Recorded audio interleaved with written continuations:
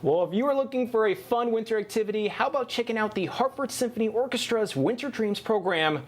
I'm joined today by Curtis Stewart from the Hartford Symphony Orchestra's Artist in Residence and Andrew Robin, the Hartford Symphony Orchestra's Director on Learning and Social Impact. Thank you guys for joining me this morning. Thank you for having us. So first, Andy, the first thing I want to do is ask you about the Learning and Social Impact. Can you tell us exactly what that means and why it's so important? Sure, I'd be happy to. So our department is responsible to getting music out to the community. Yes. So how do we create a relevant and accessible experience for others who may not be able to come to the symphony themselves? So we get to perform in schools, we perform at senior centers, healthcare places, pretty much any place that will have a stage and will have us. We go out there with our world-class musicians and we play fantastic music for them. Speaking of world-class musicians, Curtis, you're joined here now, and Hi. just tell me a little bit about your career.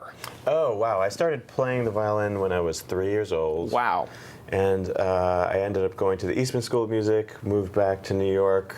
I was teaching at LaGuardia High School, which is like known as the Fame School, for about 9 years. Very cool.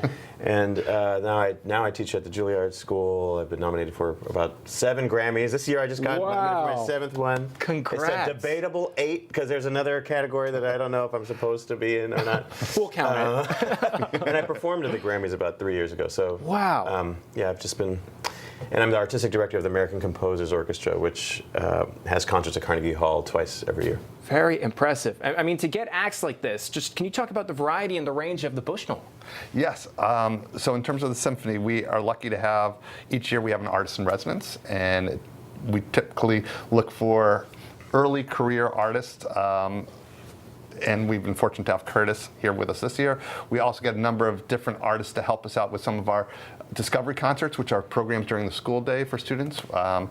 We just recently had one involved our young artist competition winner from last year, Minzy Zhao. Nice. So we always are looking for partnerships that can forward our mission of supporting our community and just providing wonderful music.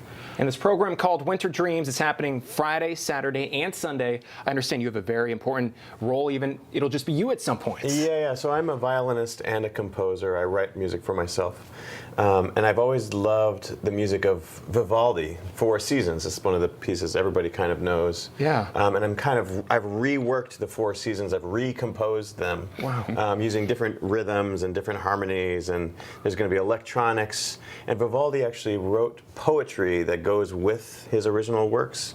And instead of using that poetry, I interviewed community members of actually Phoenix at the time about how they have to interact with climate and the seasons. And so you'll hear their words throughout. And a quick answer, last question, your guys' favorite part of this program coming up? I'm just excited to see Curtis perform at our orchestra. You know, Tchaikovsky's First Symphony is on the program as well, and that happens to be my favorite Tchaikovsky symphony. I mean, he wrote the Nutcracker and all these pieces we've heard in all these movies, but Tchaikovsky Symphony No. 1 is really cool because it's cool. He's like a beginning composer, and you hear him like messing with all these ideas and moving things around the orchestra. It's really fun to.